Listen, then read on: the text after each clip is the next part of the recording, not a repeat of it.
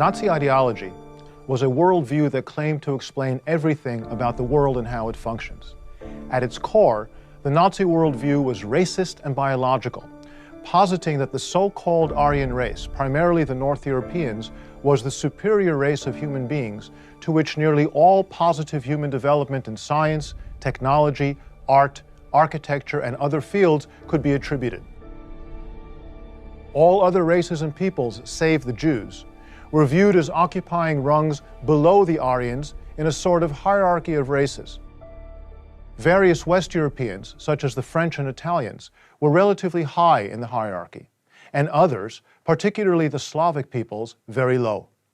The Aryans' innate superiority granted them the right and obligation to rule over other races and peoples for the benefit of humankind. The Jews, in complete contrast, were seen as a kind of anti-race, dangerous, inhuman beings in seemingly human form. They were viewed alternatively as microbes and parasites, or as devils, that is, inhuman creatures with superhuman power. The world, a danger of cosmic proportions. And radical danger required a radical, total, and irreversible solution. Jews are controlling economy, Jews control media, Jews control finance. But from where did the Nazis derive these ideas? And to what extent were their ideas in sync with the world at the time? We should first note that everything that Hitler and the Nazi believers argued had been said before. The Nazi worldview claimed to be scientific, and indeed it based itself on and drew from various scientific developments in the modern era. Let's take a look at some of the various sources from which the Nazis drew. Christian anti-Judaism, the development of new fields of research in social sciences and humanities, particularly philology and anthropology, the development of modern racism, particularly the theory of evolution, genetics and eugenics, and modern anti-Semitism.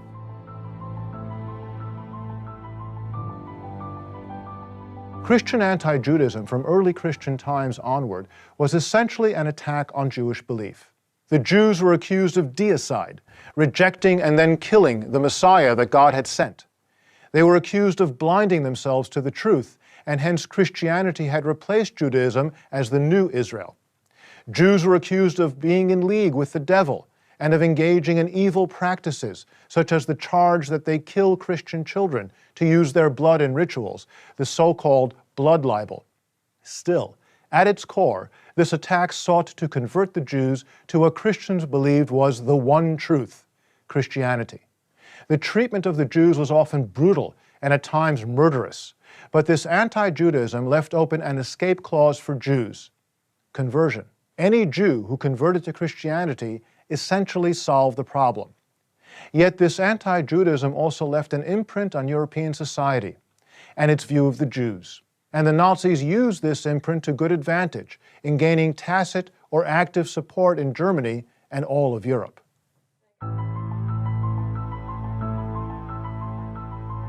Philosophical and scientific developments in the 18th and 19th centuries both advanced societies and justified inequality at the same time. Whereas Christian belief and the new modern secular humanism shared a conviction that all human beings are potentially equal, whether because they are created in God's image or because all are born equal, some scholars in the new fields of philology, anthropology, and biology sought to exploit these sciences in order to demonstrate the supposed inherent inequality of peoples. Many of these scientific pioneers argued that the differences between languages, peoples, and cultures pointed to the superiority of some over others. Charles Darwin's theory of evolution provided these scientists the missing scientific theory that helped explain common origins to seemingly disparate things.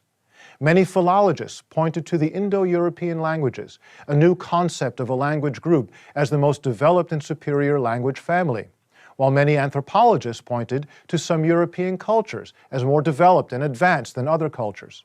Their research seemed to provide a scientific underpinning for the racist theories that developed, and Nazi theorists and supporters later seized on these ideas and tried unsuccessfully to provide scientific evidence to support them.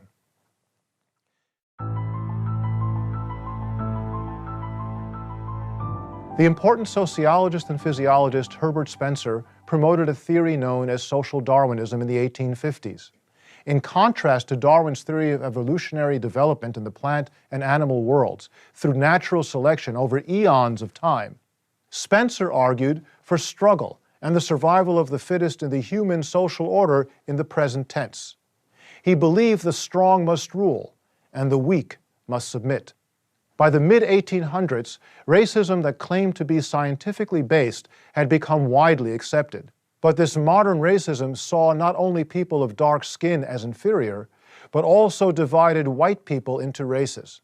Count Joseph Arthur de Gobineau's 1855 book on the inequality of the races based itself on research in philology and anthropology to argue that the white races are superior to the black and yellow, and that the Aryans are the superior race among white races. The field of eugenics grew out of research into genetics and heredity.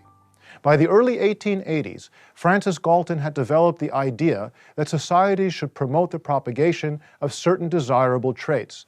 This could, for example, help eliminate certain diseases. Positive eugenics advocated encouraging procreation between those with desirable traits, while negative eugenics advocated limiting or preventing procreation between people with undesirable traits. University genetics departments were created in Western countries, many of which employed national eugenic policies in the 20th century. The Nazis seized upon these ideas as part of the basis to subjugate, persecute, or even destroy various kinds of people.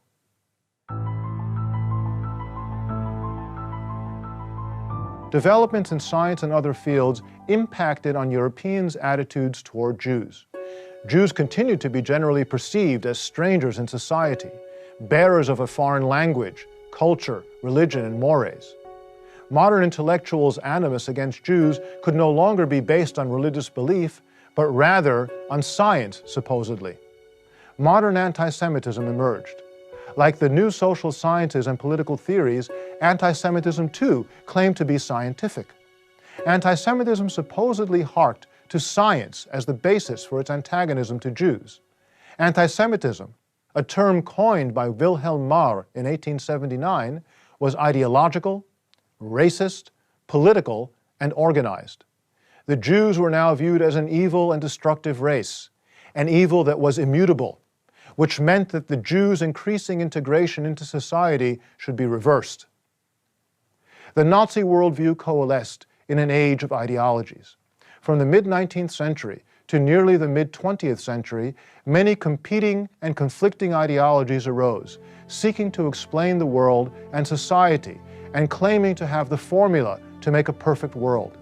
Adolf Hitler and his followers also claimed to explain and fix the world to perfection.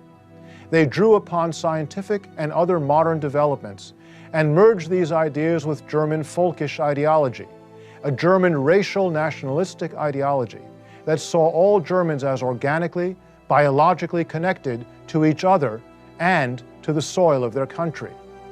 It was in his book Mein Kampf, published in 1925, and in subsequent talks and actions, that Hitler developed this into a worldview that turned society, morality, and the world as we know it on its head. Ultimately, the Nazi worldview led to many policies that were based on the 19th and early 20th century's scientific and ideological developments, such as Lebensraum, living space, based on the false contention that Germany is the most overcrowded country and Germans have the right to expand eastward in order to gain living space, or Operation T4, the so-called euthanasia program, in which some 200,000 German and Austrian mentally handicapped people were murdered, and most pronouncedly, the Nazi campaign against the Jews.